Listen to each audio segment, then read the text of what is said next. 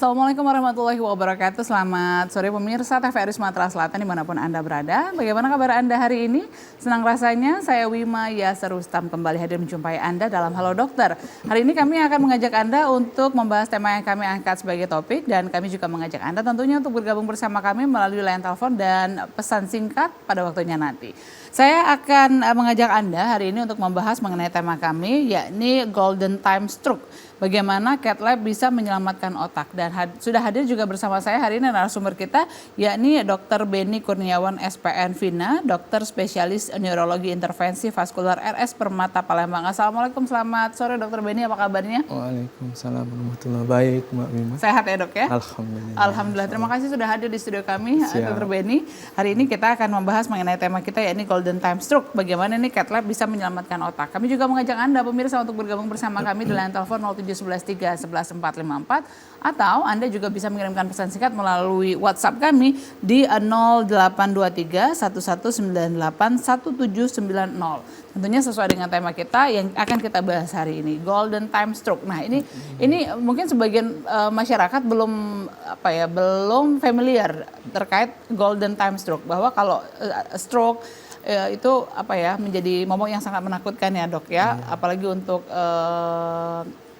katakanlah usia dewasa ke atas begitu ya dok ya. Ini juga sekarang juga stroke juga tidak hanya usia lanjut usia, tetapi juga usia 30, 35 itu sudah menjadi lumrah begitu, banyak yang sudah terserang stroke. Nah, ternyata ada golden time yang bisa justru bisa menyelamatkan si katakanlah penderita stroke ini agar kerusakan yang ditimbulkan akibat stroke ini tidak terlalu permanen begitu. Nah, bagaimana sih dok sebenarnya golden time stroke ini? Oke, Mbak Wima, terima kasih atas kesempatannya. Jadi stroke itu kan secara garis besar dulu kita bagi jadi stroke sumbatan dan stroke perdarahan atau pecah pembuluh darah. Kalau pada stroke itu yang paling kita takutkan itu bukan kematiannya, tapi kecacatannya. Jadi stroke itu angka kecacatannya tinggi.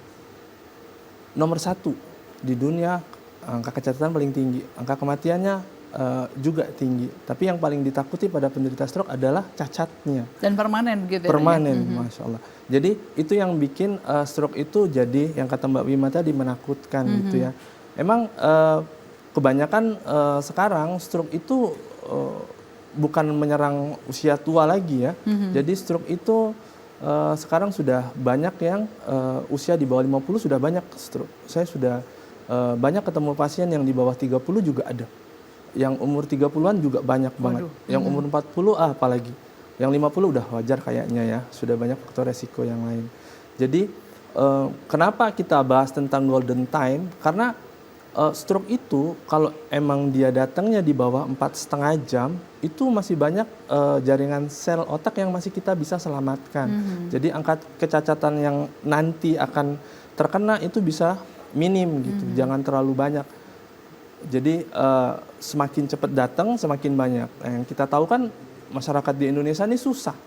Kalau misalnya emang ada, oh ini tangan sama kakinya lemah sebelah nih, oh ini bicaranya pelo nih, ini mulutnya mengot nih, nggak langsung dibawa ke rumah sakit, ditunggu dulu. Siapa tahu nanti baik sendiri. Terus dia nelpon dulu keluarganya dari Aceh sampai Papua ditelepon semua. Jadi tambah lama lagi, habis waktunya. Nah, makanya ini harus tahu nih golden time-nya untuk pasien stroke tuh harus benar-benar tahu, karena biar kita bisa menyelamatkan banyak jaringan sel yang tadinya kehausan atau nggak dapat makanan akibat penutupan pembuluh darah, itu bisa bagus lagi gitu. Itu Mbak. Nah tapi pastinya masyarakat juga harus tahu dulu nih gejala stroke seperti apa, karena biasanya tadi ini udahlah tunggu sebentar lagi juga sembuh sendiri begitu ya dok ya, atau mungkin ini masuk angin aja nih, dikerokin aja udah selesai, padahal saat itu si pasien ini sedang terkena stroke begitu. Betul. Nah apa saja sih dok gejala-gejala stroke yang khas yang harusnya ketika mengalami gejala ini nih pasien dan keluarganya terutama udah harus cepat-cepat bawa ke rumah sakit? Siap. Jadi kalau untuk gejala itu sudah banyak ya, dari Kementerian Kesehatan juga sudah ada slogan segera ke RS, senyum tidak simetris, gerakan yang tidak normal sebelah badan. Ra itu bicara pelo, bicaranya agak cadel gitu. Terus harus cepat dibawa ke rumah sakit. Jadi sebenarnya gampang. Kalau misalnya emang ada bicaranya cadel tiba-tiba, oh ini lagi istirahat nih, misal lagi makan tiba-tiba kok bicaranya agak cedal ya. Padahal sebenarnya tidak ada keluhan apa-apa ya, Iya, Dok ya. betul. Karena stroke tuh akut. Jadi dia datangnya tiba-tiba. Nggak datangnya tuh ada sinyal dulu, enggak. Dia langsung tiba-tiba ngomongnya cadel gitu. Terus tiba-tiba bicaranya yang pelo tadi, terus mulutnya agak mengot. Terus ada kelemahan sisi tubuh. Kelemahan sisi tubuh ini yang paling jelas biasanya. Pokoknya satu sisi tubuh. Kanan doang, kalau enggak kiri doang. Kalau enggak kelemahan, dia kesemutan. Sebelah badan tapi. Seluruhnya? Sebelah. Seluruh. Dari mulut, tangan, lengan, tungkai.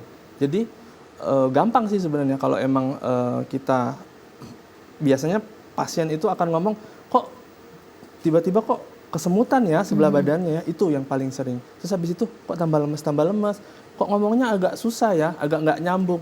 Itu gejala yang paling gampang untuk tahu oh ini ternyata ada apa-apanya nih pasti nih, cepat bawa ke rumah sakit, cepat bawa. Ketika pasien itu merasakan nih ada yang aneh nih, sepertinya ada kesemutan setengah badan, kemudian juga mungkin pelo dan katakanlah lemas setengah badan gitu. Nah itu sudah termasuk gejala stroke puncaknya kah, Dok? Atau itu sebenarnya baru pendahuluannya, Dok? Ada yang langsung, ada yang langsung. Jadi ada yang berdasarkan waktu stroke itu.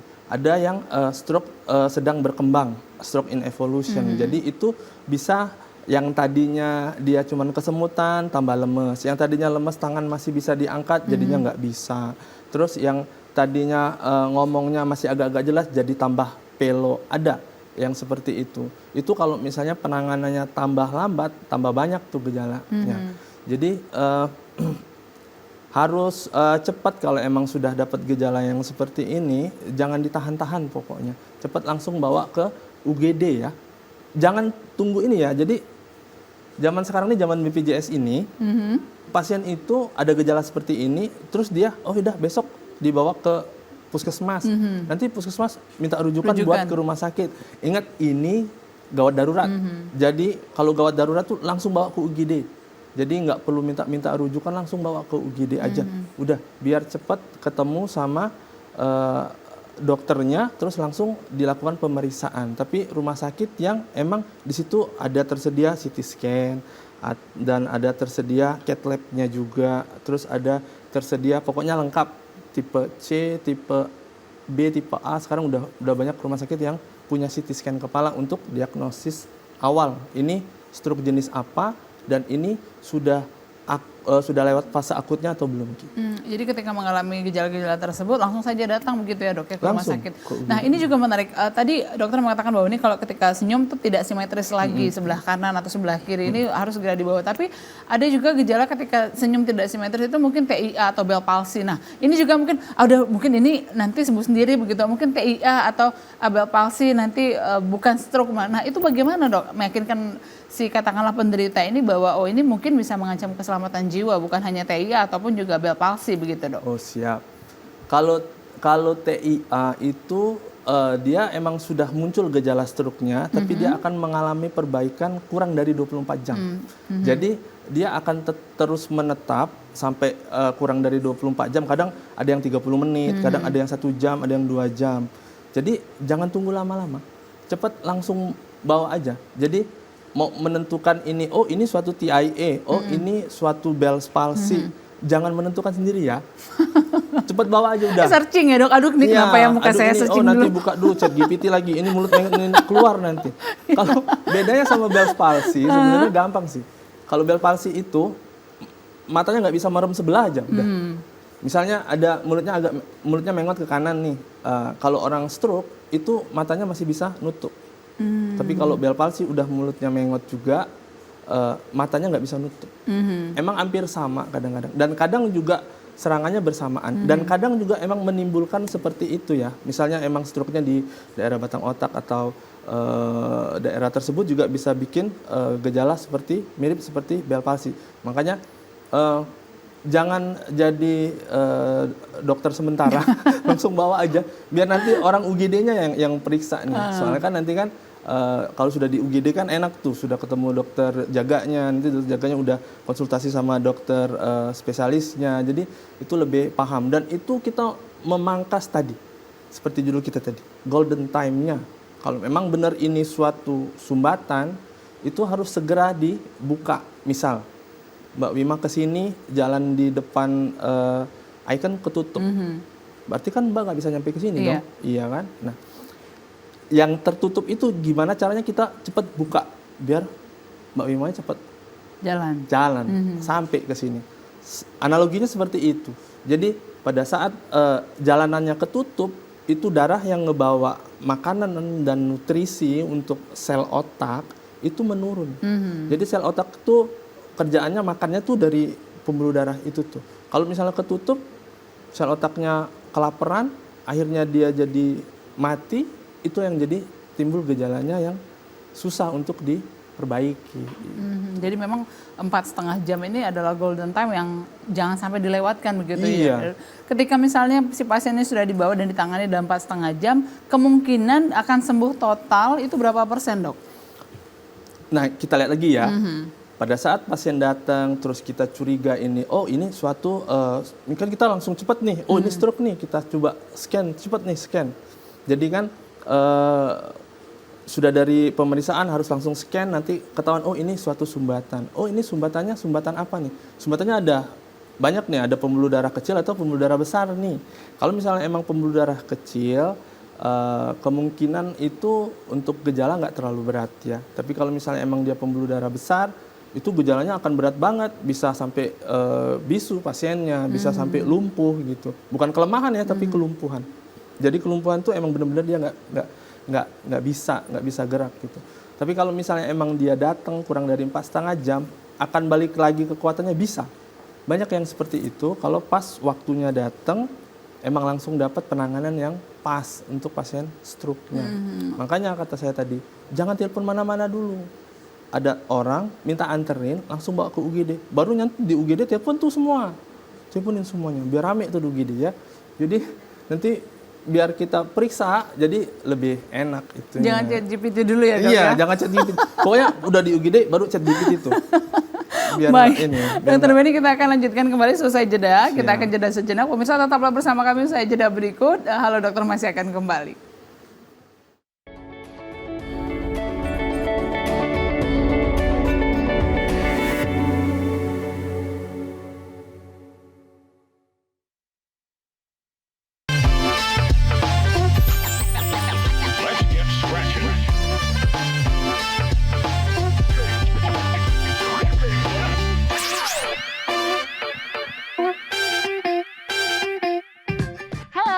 And welcome to Sumsel Stories.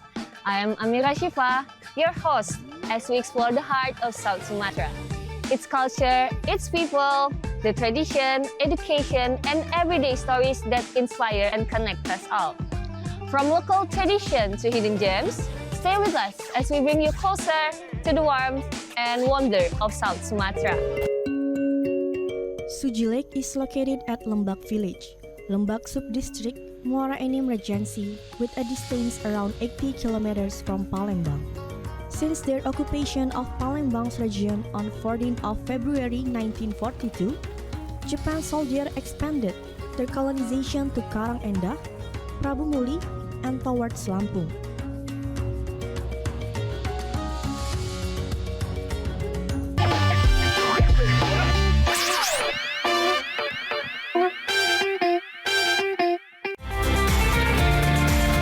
Sebagai lembaga penyiaran publik, TVRI Sumatera Selatan menjunjung tinggi sinergisitas menuju TV kelas dunia, menciptakan Indonesia cerdas, menyongsong Indonesia maju.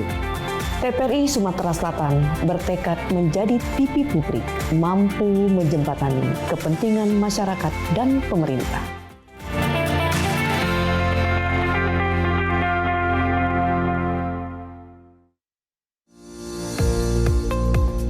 Salah satu program Kementerian Pertanian Republik Indonesia dalam meningkatkan swasembada pangan dan menuju lumbung pangan dunia 2045 adalah melahirkan petani milenial, petani berusia 19 sampai 39 tahun, dan atau petani yang adaptif terhadap teknologi digital. Petani milenial dirancang untuk memberikan pendidikan dan pelatihan yang dapat meningkatkan keterampilan dalam usaha tani. Aplikasi Mitra 3M ini memudahkan kita untuk berbudidaya ikan, di mana di dalamnya itu sudah ada panduan SOP-nya, baik dari sebelum tebar sampai dengan panen. Nah, di aplikasi ini juga nanti ada saran pemberian pakan, ada analisa keuangannya, jadi mengetahui kita itu budidaya itu untung apa rugi. Untuk melihatnya itu kita harus aktif memakai aplikasi ini. Semakin kita aktif, semakin kita rajin mencatat, maka data yang kita terima di aplikasi ini semakin akurat. Aplikasi ini sangat bermanfaat dan berguna bagi kita untuk berbudidaya ikan. Generasi muda jangan malu jadi petani. Petani itu keren. Sekarang eranya digitalisasi, petani melek digital.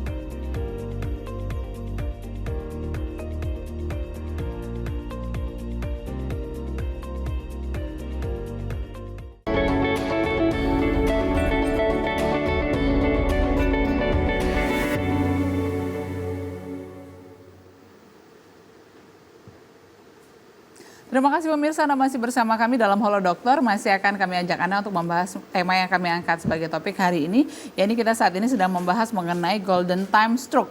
Bagaimana Cath Lab bisa menyelamatkan otak. Dan kami juga masih mengajak Anda untuk bergabung bersama kami di line telepon 07113 11454 atau Anda juga bisa mengirimkan pesan singkat ke 0823 1198 1790. Tentunya sesuai dengan tema yang kita bahas hari ini, masih bersama narasumber kami, Dr. Beni Kurniawan SPN Vina, dokter spesialis neurologi intervensi vaskular RS Permata Palembang. Baik Dokter Beni, kita lanjutkan kembali. Nah, ini ketika pasien sudah dibawa ke rumah sakit di bawah 4,5 jam ini, lalu tindakan apa sih yang harusnya segera didapatkan oleh pasien? Tidak dibiarkan menunggu terlalu lama, tidak dibiarkan katakanlah mau mengurus ini dulu, mau mengurus syarat ini dulu dan lain sebagainya. Apa yang harus segera dilakukan pada pasien ini, Dok? Oke, terima kasih. Jadi kalau misalnya pasien datang ke UGD dengan tadi gejala stroke yang tadi yang sudah saya jelaskan sebelumnya, jadi waktu pas dibawa UGD dia paralel tuh. Nanti yang pasiennya akan diperiksa sama dokter UGD-nya, nanti keluarganya ngurus administrasi dan lain-lain. Jadi yang pertama pasti kita kasih oksigen, terus kita kasih cairan, kita kasih pokoknya penunjang untuk agar bagian otak yang tertutup tadi nggak terlalu banyak kekurangan oksigen. Iya, makanya pada saat pasien datang di UGD yang harus dilakukan secepatnya tadi CT scan kepala. Setelah kita tahu ini suatu sumbatan, baru kita bisa bedakan ini sumbatan pembuluh darah besar atau pembuluh darah kecil. Kalau misalnya pembuluh darah kecil nanti akan masuk pengencer darah dosis tinggi sesuai dengan guideline stroke yang kita pakai di seluruh Indonesia. Jadi kalau misalnya emang dia ternyata sumbatannya di pembuluh darah besar, nah ini beda lagi nih ceritanya. Jadi akan ada trombolisis di situ atau memasukkan obat pengencer darah melalui infus, atau kita langsung melakukan trombektomi di ruang cath lab. Itulah kenapa cath lab sangat penting untuk pasien yang stroke sumbatan, terutama di stroke sumbatan pembuluh darah besar.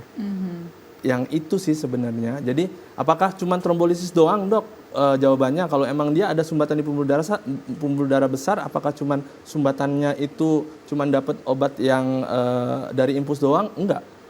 Jadi obat yang dari infus masuk, terus langsung kita konsultasikan ke bagian yang terkait, misal kita konsultasi ke dokter anestesinya, kita konsultasi ke dokter penyakit dalamnya untuk tindakan yang lebih lanjut. Nah ini itu gambaran pembuluh darah yang tersumbat pada pembuluh darah otak. Jadi yang sebelah kiri itu kelihatan ada aliran yang tidak timbul di sebelah kiri. Oh begitu. Jadi yang bold itu aliran darahnya masuk begitu ya, Dok? Iya. Ini angiografi cerebral yang kita lakukan di cath lab nantinya. Boleh lihat slide selanjutnya. Baik, slide selanjutnya. Baik, slide selanjutnya mungkin bisa Ke gambar yang selanjutnya. gambar selanjutnya. Nah, ini. Setelah itu kelihatan kan bedanya? Yang tadinya yang sebelah kirinya itu ada yang hilang, ada yang kopong tuh, ada yang nggak kealirin. Iya. Nah itu jadi bagus tuh. Tuh alirannya bagus. Oh, yang normal seperti ini maksudnya Normalnya begitu ya, seperti Dok, ya? ini. Tadi sebelumnya kan nggak ada yang sebelah Iya. kiri, hilang. Kebayang nggak seberapa banyak itu sel otaknya? Tidak mendapatkan aliran. Iya, karena bisa 6 sampai 9 juta sel yang mati. Bisa lebih dari itu. Oh, itu yang bisa menyebabkan kelumpuhan, kecacatan Iya, permanen betul, gitu ya, Dok, ya? betul. Nah, ini apakah pasiennya sama ataukah memang contoh saja untuk sebelumnya kalau penderita stroke seperti ini, kalau yang normal seperti ini, atau pasien yang tadi yang di slide pertama setelah dilakukan cath lab setelah melalui proses seperti ini atau gimana, Iya, Dok? ini pasien yang sama. Pasien sebelum dilakukan tindakan trombektomi dan sesudah dilakukan tindakan trombektomi atau pengambilan sumbatan di pembuluh darah. Ini onsetnya harus di bawah 24 jam ya. Di Jadi bawah gini, 24 jam. kalau kita masukkan obat trombolisis atau obat yang dimasukkan melalui infus itu waktunya cuman kurang dari 4,5 jam. Waktunya sempit banget tuh. Jadi kalau pasien datang 0 sampai 4,5 jam bisa dimasukin obat itu. Kalau lebih dari itu nggak bisa. Oh, tidak bisa. Nggak bisa. Kenapa, Dok? Nggak bisa, Nggak Dok? masuk karena udah keluar dari kriteria. Malah nanti nggak bagus untuk pasiennya. Kebanyakan efek sampingnya nantinya. Makanya tindakan yang boleh kita lakukan ya trombektomi ini. Trombektomi ini bisa sampai 24 jam. Tapi kalau dia udah lebih dari 24 jam akan dilakukan lagi CT perfusi namanya untuk melihat sudah seberapa banyak jaringan otak yang mati. Trombektomi ini prosesnya seperti apa sih, Dok? Apakah dimasukkan cairan atau bagaimana, Dok? Iya, jadi kalau trombektomi ini, jadi prinsipnya dia sama kayak kateter jantung ya. Kateter jantung. Dia masuk ke ruang cath lab, tapi kita kan sampai ke leher terus naik ke otak lagi. Pada saat pemeriksaan ini bukan pembedahan, ini cuman kita suntik di bagian pembuluh darah, bisa melalui tangan atau bisa di radialisnya atau bisa di femoralisnya di paha, pangkal paha. Jadi nanti akan dimasukkan kateter kecil ke dalam situ untuk masuk naik sampai ke bagian pembuluh darah yang menjadi target kita. Dari situ nanti akan kita masukkan kayak semacam kawat stand namanya. Itu kita nanti kembangkan di dalam, terus habis itu kita tarik sambil kita berusaha menarik sumbatan atau trombus yang tersangkut di pembuluh darahnya, atau kita vakum atau kita sedot dari ujung yang trombusnya. Nanti trombusnya akan masuk ngikut ke dalam kateter, terus kita keluarkan. Jadi ini bukan pembedahan. Kita nggak buka-buka kepala, kita nggak operasi-operasi, enggak. Jadi kita mencoba memberi jalannya itu dari dalam. Jadi dari dalam pembuluh darahnya. Jadi didorong begitu ya, Dok? Ya? Dan Ditarik. Jangan didorong, tambah masuk. Susah dong. Jadi ditarik, habis itu yang kayak gambar tadi.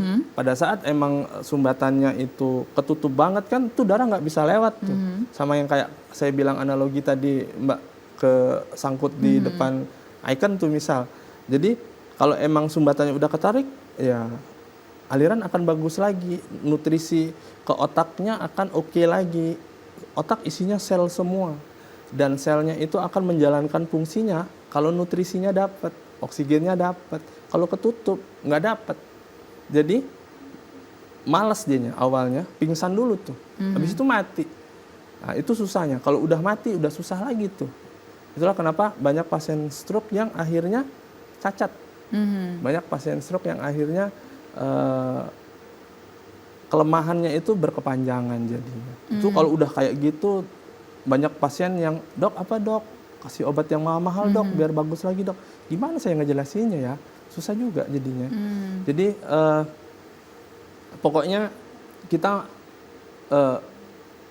time is brain, bukan time is money kalau di neuro. Time is brain. Jadi semakin cepat datang, semakin bagus aliran darahnya dibagusin secepatnya, itu akan semakin baik hasilnya. Secepatnya, pokoknya kayak saya bilang tadi, ada gejalanya, langsung bawa. Nanti ya amit-amit ya, misal ada keluarganya Mbak yang kayak gitu, Aduh, takut deh. cepet bawa. Iya, soalnya sekarang gini loh, stroke itu nggak usia 50-an lagi masalahnya. Usia 40, usia 30, saya pernah dapat yang usia 20. Jadi kasihan. Dan tidak hanya mayoritas laki-laki, tetapi juga perempuan juga begitu ya Iya, dok ya. banyak. Tapi kalau misalnya dilihat katanya lebih dominan ke laki-laki. Apakah betul seperti itu dok? Iya, jadi gini. Kenapa dok? Apa karena laki-laki tidak berbicara? Jadi itu faktor resiko. Oke. Faktor resiko stroke itu banyak. Ada yang bisa dirubah, ada yang nggak bisa dirubah.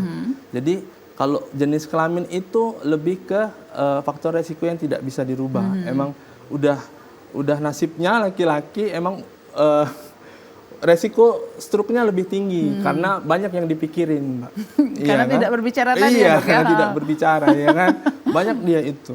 Jadi, Tiba-tiba stroke aja gitu. iya. Udah gitu juga banyak kan laki-laki, kan lebih banyak laki-laki yang merokok dibanding wanita kan. Gaya hidup yang terlalu seperti itu, yang tidak baik, yang merokok, yang Begadang ngopi, begitu ya ya, Dok? begadang gitu. Ya kalau kerja makannya suka-suka dia gitu. Itu jadi nggak bisa.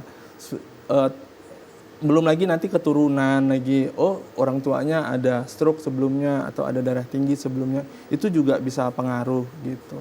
Terus nanti ngomongin faktor ekonomi lagi, terus ngomongin Oh, berpengaruh juga ya dok? oh iya dong, kan banyak pikiran akhir Oh, iya. bulan Iya, gitu iya. kan, pusing nanti, naik tensinya. Oh, iya. Pada saat tensi naik, pembuluh darahnya naik, aliran di pembuluh darahnya jadi meningkat, jadi kemungkinan untuk terjadinya trombus di pembuluh darah semakin tinggi. Tambah lagi nanti ada kencing manisnya lagi, dan penyakit-penyakit yang lain. Karena faktor resikonya ada yang bisa dirubah juga, misal darah tinggi, kencing manis, kolesterol, asam urat lagi, nanti ada kelainan ginjal lagi, banyak. Tapi kalau misalnya emang dia usia muda, kadang ada kelainan di pembuluh darahnya. Gitu. Dan gunanya cath lab ini juga kita bisa melakukan pemeriksaan baku emas untuk melihat adanya kelainan di pembuluh darah di otak. Jadi DSA ini pilihan yang paling baik untuk menilai pembuluh darahnya, apakah ada penyempitan di situ, apakah ada kelainan anatomi seperti ada malformasi arteri vena, bisa ada fistula di pembuluh darahnya, bisa ada aneurisma atau bisul pembuluh darah yang gampang pecah. Dan pada usia muda banyak yang seperti itu. Kalau emang ada pasien stroke usia muda udah kena stroke perdarahan, itu sudah masuk indikasi untuk dilakukan angiografi, pemeriksaan DSA. Kita lihat ada nggak kemungkinan stroke aneurisma di situ. Baik dokter, sebelum kita lanjutkan kembali, kita akan jeda sejenak. Pemirsa tetaplah bersama kami, usai jeda berikut Halo Dokter masih akan kembali.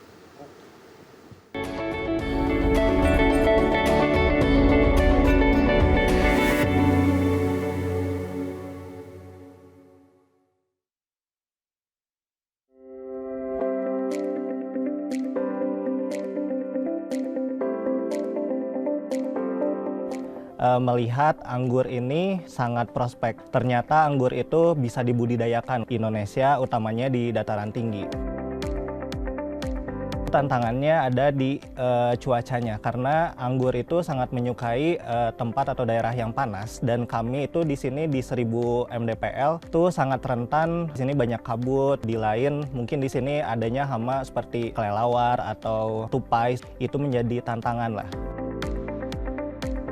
Untuk budidaya anggur sendiri sebenarnya sangat memerlukan keterampilan khusus. Jadi untuk keterampilan itu sendiri seperti percabangan, pupuknya seperti apa, medianya seperti apa yang baik, dan iklimnya seperti apa, itu harus dipelajarinya memang tidak sebentar. Dampak positifnya sangat banyak sekali untuk masyarakat sekitar. Ada beberapa pegawai juga warga asli dari Desa Pada Asih. Alhamdulillah dari berbudidaya anggur ini perekonomian keluarga semakin meningkat dan semakin sejahtera. urban farming dengan menanam anggur itu benar-benar sangat menjanjikan. Tidak perlu lahan yang luas pun anggur ini bisa berbuah. Ayo dukung perekonomian rakyat, petani cerdas, petani sejahtera. Kabarnya terbaru, lengkap dan terpercaya, langsung dari sumbernya.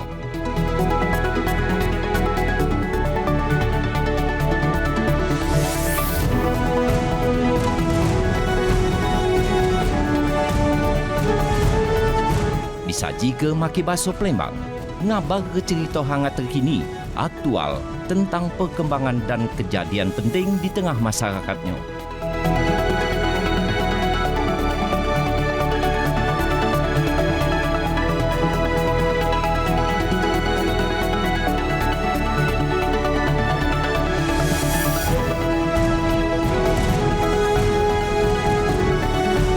Jangan sampai ketinggalan program acara Berita Baso Palembang cuma di TVRI Sumatera Selatan.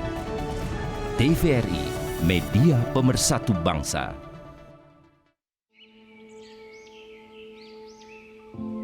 Taman Nasional Tanjung Puting. Disinilah lokasi kami tinggal dan hidup. Hutan hujan tropis di Kalimantan adalah rumah bagi kami, orang utan. Orang utan ini adalah yang satu-satunya peninggalan nenek moyang kita dan sangat disayangkan apabila kita tidak melindungi dan mengetahui apa sih orang utan itu. Kita harus melindungi dari kepunahan dan untuk menjaga kelestariannya. Jagalah kami dari kepunahan, agar tak hanya dongeng yang menjadi warisan.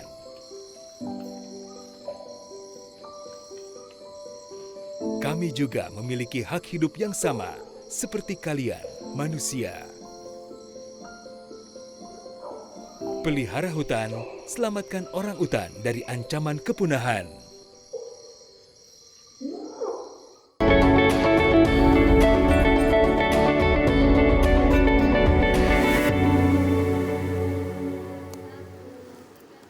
Terima kasih Anda masih bersama kami pemirsa di Halo Dokter. Masih kami ajak Anda untuk bergabung bersama kami di line telepon 0711 311 454 atau Anda juga bisa mengirimkan pesan singkat ke 082311981790. Hari ini kita sedang membahas mengenai tema yakni Golden Time Stroke, bagaimana Cath Lab bisa menyelamatkan otak. Nah, bersama Dr. Beni Kurniawan SPN Vina, dokter spesialis neurologi intervensi vaskuler RS Permata Palembang. Nah, jadi yang harus digarisbawahi adalah ketika pasien mengalami katakanlah gejala-gejala stroke itu bisa langsung saja dibawa ke rumah sakit terdekat, yang mana harusnya rumah sakit ini punya fasilitas yang mumpuni ya dok ya. Di RS Permata seperti apa dok? Oh iya, jadi kita di Rumah Sakit Permata sedang berusaha untuk menjadi rumah sakit pusat rujukan khusus stroke. Jadi kita sedang melengkapi fasilitas.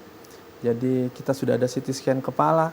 Kita juga sekarang lagi proses untuk perizinan Cath Lab. Jadi di rumah sakit kita akan ada Cath Lab nantinya yang akan membantu pasien-pasien yang mengalami stroke. Nantinya bisa dibawa ke rumah sakit Permata, karena di situ kita bisa berbicara lebih jauh masalah pasien stroke dan kita bisa banyak penanganan yang lebih bagus.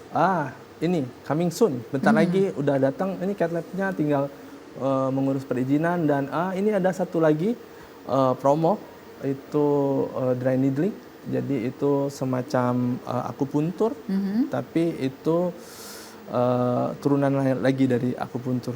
Jadi untuk pasien stroke itu bisa untuk mengurangi kekakuan pada pasien stroke. Karena biasanya pasien stroke itu ototnya akan kaku dan akan keras, kadang-kadang nyeri dianya. Kita bisa kurangi dengan pakai dry needling ini. Ini ada promonya, 4 kali bayar. 4 kali gratis 1 kali. Wah, luar biasa. Jadi ini untuk pasien-pasien yang sudah mengalami stroke begitu ya dok, pada saat proses pengobatan begitu? Pada saat pengobatannya aja. Tapi kalau untuk pasien yang fase akut, enggak. nggak bisa. Baik, Cat jadi lab-nya memang gitu. harus dalam 4,5 jam ini melakukan tindakan-tindakan yang sudah disebutkan tadi di Betul. awal. Kalau misalnya pasien ingin ketemu dokter nih di RS Permata, hari apa saja dok? Oh iya, saya di Rumah Sakit Permata, alhamdulillah tiap hari, kecuali hari Minggu. Jadi dari pagi sampai siang itu hari Senin, Selasa, Jumat, sama kalau Sabtu tuh siang. Kalau Rabu Kamis itu dari jam 11 sampai jam 5, Rabu Kamis. Tapi kalau misalnya Senin, Selasa itu dari jam 8 sampai jam 2. Hari Jumat itu dari jam 8 sampai jam 2 juga. Sabtu itu saya dari jam 11 sampai jam 2. Jadi bisa langsung saja datang ya dok ya, untuk kalau di Permata tiap hari. Konsultasi begitu. Boleh. Mudah-mudahan tapi semuanya bisa ditangani dalam 4,5 jam. Jangan sampai ada yang kena stroke lagi begitu ya dok ya? Jangan sampai, ya kita nggak bisa ngomongin jangan sampai kena stroke ya, tapi jangan sampai telat kalau kena stroke. Itu yang saya bilang tadi, secepatnya bawa ke Permata lebih lengkap bisa. Bawa ke rumah sakit lain yang ada fasilitasnya bisa juga. Kita di Palembang yang aktif sekarang neurointervensinya ada 3. Pertama senior saya, termasuk guru saya juga, itu Dr. Pinto Desti Ramadhani, dia di Rumah Sakit Muhammad Hussein. Sama ada teman saya juga sejawat, Dr. Leni Oktavinawati, dia juga di Muhammad Hussein untuk intervensinya gitu. Baik, ini juga yang harus diedukasi kepada pemirsa bahwa memang penanganan stroke ini harus cepat dan segera di golden time, kalau bisa di sebelum 4,5 jam. Betul. Jadi kalau misalnya CAT jantung itu sudah sering kita dengar dan sudah familiar begitu ya dok, pemasangan ring dan lain sebagainya. Nah kalau CAT lab di otak ini kan mungkin masyarakat masih aduh takut ya, nanti takutnya membahayakan pasien begitu, nanti takutnya jadi apa-apa karena ini berbicara tentang otak. Justru sebenarnya ini menyelamatkan begitu ya dok ya? Menyelamatkan, betul. Jadi nggak semua pasien stroke itu kita harus periksa di CAT lab, karena ada yang masuk indikasi, ada yang enggak gitu. Kalau misalnya nggak masuk indikasi ya nggak mungkin kita periksa juga. Indikasinya misal pasien yang tadi stroke kurang dari 4,5 jam, yang kita curigai itu suatu sumbatan di pembuluh darah besar, itu harus segera dilakukan angiografi untuk melihat gambaran pembuluh darahnya. Dok sambil minum aja nggak apa-apa dok, Boleh. silakan dok. Sudah itu stroke perdarahan pada usia muda. Terus yang tadi yang Mbak bilang tadi ada TIA, TIA yang berulang atau stroke yang lebih dari 2 kali, itu kita juga bisa lakukan angiografi untuk melihat gambaran pembuluh darahnya. Apakah ada penyempitan di sini, apakah ada kelainan pembuluh darah yang lain, apakah butuh tindakan intervensi yang lain misal. Jadi di neurointervensi bukan cuma trombektomi yang bisa kita lakukan, kita juga bisa melakukan stenting atau pemasangan stent atau pemasangan cincin di kepala, di pembuluh darah ekstrakranial atau di daerah leher atau di intrakranialnya di dalam. Atau kita bisa lebarkan pembuluh darah itu menggunakan balon. Setelah itu balonnya ditarik keluar bisa, atau kita bisa lakukan embolisasi untuk menutup aliran yang tidak normal, misal pada pasien-pasien yang malformasi arteri vena. Bisa juga kita lakukan embolisasi juga pada pasien-pasien fistula pada pembuluh darah, atau kita lakukan coiling. Coiling itu untuk bisul pembuluh darah atau aneurisma tadi. Jadi banyak yang bisa kita lakukan di CAT lab yang untuk mencegah stroke berikutnya atau untuk memperbaiki pada aliran untuk stroke yang fase akut. Dok, apakah ada efek sampingnya begitu dok melaksanakan tindakan ini dok? Efek sampingnya minimal. Jadi ini tindakannya itu minimal invasif. Jadi untuk terjadinya stroke pada saat pemeriksaan ada sekitar 1-2%.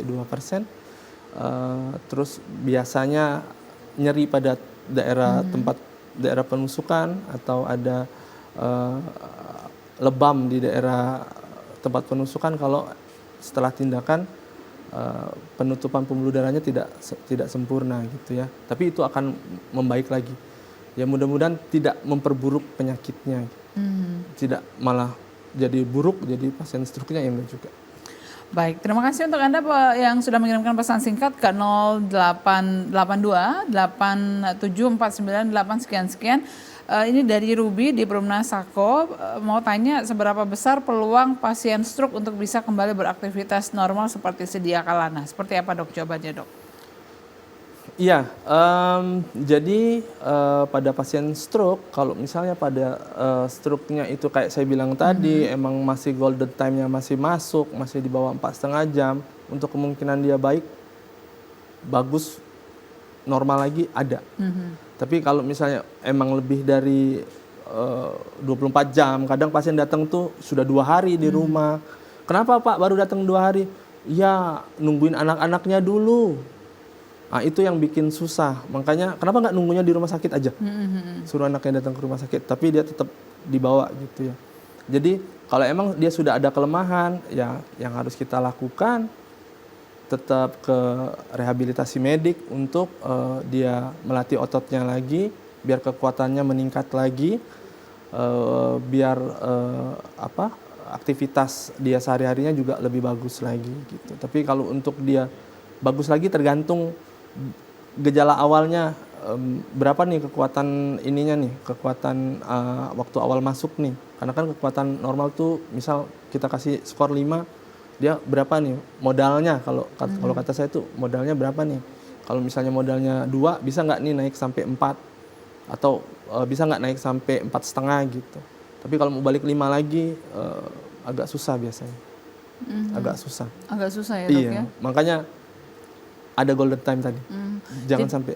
Jadi ini juga yang menjawab pertanyaan bahwa ada pasien stroke kemudian masih bisa berdiri tapi mungkin tangannya sebelah, mungkin tangan dan kakinya sebelah tidak bisa normal kembali begitu ya. Ada juga pasien lain yang juga sempat kena stroke tapi tidak bisa beraktivitas lagi begitu, katakanlah lumpuh total begitu ya dok ya. Terus ada juga yang stroke tapi akhirnya bisa beraktivitas lagi begitu. Ini juga yang menyebabkan bahwa memang golden time ini yang memang harus segera diedukasi kepada pemirsa di rumah begitu. Betul. Ya dok ya. Semakin cepat dibawa artinya peluang kembali hidup dan beraktivitas secara normal itu masih ada begitu ketika stroke.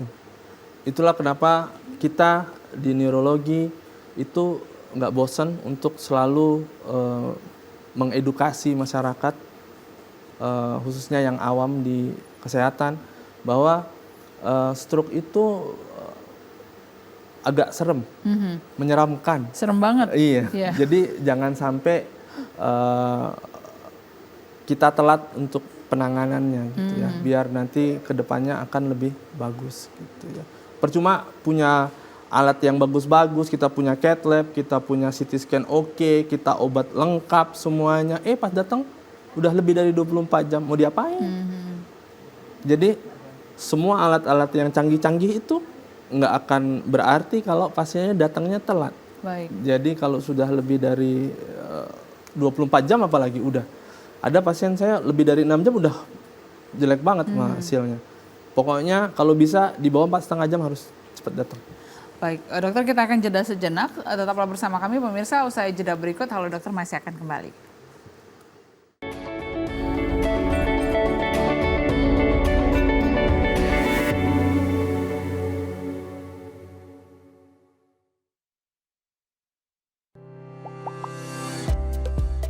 Saya memilih budidaya jeruk karena memang awalnya dari keluarga juga petani jeruk, dan bagaimana cara saya juga untuk menjaga kualitas dari buah jeruk.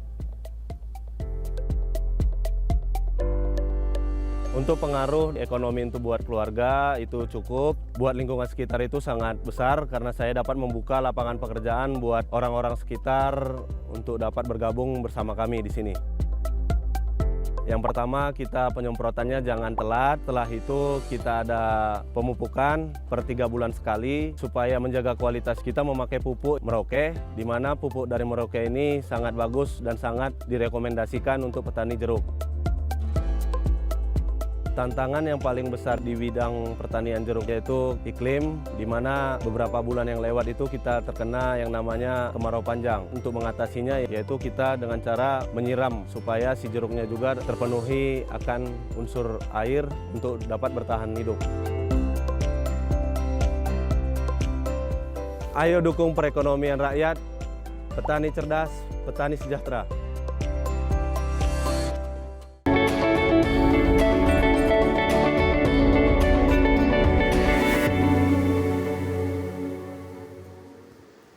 Terima kasih pemirsa, Anda masih bersama kami dalam Halo Dokter. Masih kami ajak Anda untuk membahas mengenai tema yakni Golden Time Stroke.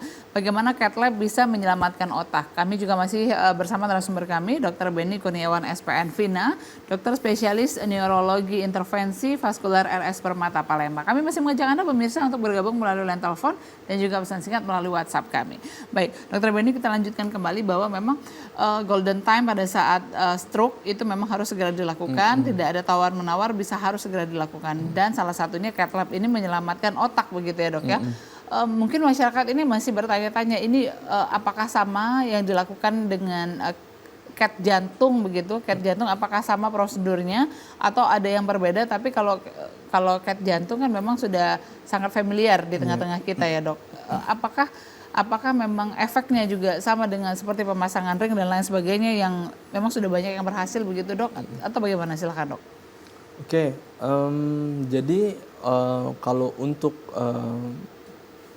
CAT lab-nya untuk yang di jantung sama yang di otak, ya prosedurnya hampir sama ya. Pembuluh darah yang untuk memasukkan kateternya juga ya sama, bisa dari femoralis atau bisa dari tangan radialis, bisa dari pangkal paha juga bisa. Sama aja, nggak ada yang beda. Terus untuk pemasangan stent atau cincin pada pembuluh darahnya juga sama, itu tekniknya juga sama, nggak ada beda sama sekali. Jadi cuman beda tempat doang. Cuman bedanya kalau di otak itu kita berpacu dengan waktu. Kita berpacu sama waktu. Jadi sama seperti jantung juga. Kalau misalnya dia lagi serangan jantung kan dia harus cepat dibuka juga tuh pembuluh darahnya biar nggak semakin fatal kan resikonya. Kalau untuk stroke biar dia angka kecacatannya nggak terlalu tinggi. Dok, jika memang kita langsung segera bawa pasien ini ke rumah sakit di bawah 4,5 jam, itu kira-kira berapa lama proses penyembuhan si pasien ini bisa kembali beraktivitas secara normal dok? Oh itu, iya. Jadi kalau misalnya emang itu sumbatan di pembuluh darah besar, terus kita lakukan tindakan misal trombolisis intravena, terus berhasil, dia yang tadinya nggak bisa bicara itu langsung bagus lagi biasanya. Yang tadinya kelumpuhan itu tangan sama kakinya langsung bisa bergerak. Gitu. Terus kalau misalnya emang di trombolisis belum bisa melalui obat intravena, jadi kita lakukan trombektomi intraarteri itu untuk berapa harinya bisa kita lihat setelah tindakan itu biasanya sudah ada perubahan yang lumayan kelihatan. Sampai kita lihat lagi bisa sampai 2 bulan ya, sambil kita lihat perkembangan otaknya seperti apa. Baik dok, pasien ini juga berkemungkinan untuk mengalami lupa ingatan begitu ya dok ya? Lupa ingatan? Iya begitu. Tergantung ya, tergantung letak otaknya, tergantung pembuluh darahnya itu yang tersumbat itu di daerah otak sebelah mana nih. Karena kan otak kan banyak tuh fungsinya. Kalau emang pas yang ketutupnya, pas yang untuk fungsi memori atau pas untuk yang fungsi berbicara bisa. Oke, jadi ada juga keluarga begitu dok ya yang pernah waktu itu mengalami stroke, kemudian selama stroke itu di fase pengobatan beliau ini mengalami lupa ingatan, tapi yang diingat adalah memori pada saat tertentu begitu saja. Jadi bahasa yang digunakan bahasa Jepang, sedangkan bahasa ibunya lupa begitu, lupa dengan orang-orang, tapi bahasa Jepang, memori tentang Jepang dan sebagainya itu ingat. Nah, itu juga bisa dialami setiap orang atau bagaimana, Dok? Bisa. Jadi gejala stroke beragam ya, Mbak. Yang paling gampang yang tadi 3 itu. Terus kalau yang gejala-gejala yang lain penyertanya bisa yang lain, iya bisa. Makanya tiap pasien tuh beda-beda stroke-nya. Ada yang kata Mbak tadi, ada yang stroke yang cuman kelemahan di tangannya doang, kakinya lemah juga tapi dia masih lebih kuat dibanding tangan. Ada yang dia lebih berat di bicaranya, ada yang dia lebih berat di kakinya, dia nggak bisa jalan tapi tangan lumayan kuat, ada. Jadi tergantung letak dari pembuluh darah yang tersumbatnya. Karena setiap pasien stroke itu beda-beda gejalanya. Itulah kenapa kalau ada pasien yang itu ada tetangga saya dok stroke tapi sekarang udah bisa jalan lagi, udah bagus lagi. Kenapa saya kok susah banget? Beda kemungkinan letak pembuluh darah yang tersumbatnya tuh beda. Jadi bagian otak yang rusaknya tuh beda. Jadi kita nggak bisa samain. Kalau yang tadi gejala bisa lupa bisa ada bahasa yang lupa, terus ada yang tadinya memori lamanya inget lagi, ada yang memori baru kita susah, bisa, semua bisa. Karena itu gejala dari stroke-nya itu sendiri. Itulah kenapa jangan sampai kena stroke aja udah. Mudah-mudahan ya dok, sehat selalu. Terima kasih untuk Anda pemirsa yang sudah mengirimkan pesan singkat ini dari 0852 6766 sekian. Ini dari Kirana di Bukit, pertanyaannya adalah apakah setiap pasien itu memiliki golden time yang sama yaitu 4,5 jam. Nah, apakah setiap pasien itu sama dok golden time-nya 4,5 jam atau jika memang serangannya itu luar biasa tidak sempat 4,5 jam itu sudah ada perburukan dok? Iya. Golden time-nya tetap sama. 4,5 jam. Jadi semakin cepat semakin bagus. Itulah kenapa time is brain. Itulah kenapa semakin cepat pasien datang semakin banyak sel otak yang kita bisa selamatkan. Jadi semua pasien stroke, mau ini stroke-nya gejalanya berat, mau gejalanya cuman ngomongnya cadel doang, mau cuman kesemutan doang, jangan tanya chat GPT lah, langsung cepat bawa ke rumah sakit dulu lah. Kita scan dulu, kita lihat dulu. Ada nggak bagian otaknya yang sumbatannya udah kelihatan belum nih gitu. Tapi kalau sumbatannya nggak kelihatan, terus gejalanya ada, berarti kan ini kemungkinan untuk kedepannya lebih baik tuh ada gitu. Misal datang pasien onsetnya 3 jam, dia sudah ada kelemahan, tapi pas di scan ternyata hasilnya kayak normal-normal doang gitu. Kemungkinan karena belum kelihatan sel-sel yang matinya, atau kemungkinan itu bisa lebih bagus lagi tuh nantinya. Kalau emang kita oksigenisasinya bagus, terus kita langsung masuk pengencer darah, kita yang tadinya kesumbat langsung cepet dibuka gitu, itu akan cepet lebih bagus lagi. Makanya setiap pasien sama, kalau bisa cepat dibawa, di bawah 4,5 jam udah oke banget itu. Jangan kata dokter Benny kan 4,5 jam, pas 4,5 jam. Ya boleh sih, tapi beda-beda. Kadang ada yang pasien udah 3 jam udah berat gejalanya, ada yang enggak, tergantung kolateral dari pembuluh darahnya masih oke banget apa enggak untuk mensuplai ke daerah situ gitu. Kadang ada sumbatan yang ketutup terus dia langsung kebuka lagi, terus ketutup lagi nih kebuka lagi, banyak yang seperti itu. Makanya sama semua, mau dia stroke perdarahan, mau dia stroke sumbatan, semakin cepat bawa ke rumah sakit semakin oke, karena kita untuk mencegah perburukan untuk ke depannya. Seperti itu sih. Baik, jadi tadi juga dokter sudah menyinggung bahwa tidak semua pasien itu di cath lab, begitu ya dok ya? Pasien-pasien yang mungkin stroke-nya tergolong ringan mungkin tidak diperlukan tindakan ini, begitu ya dok? Tidak perlu.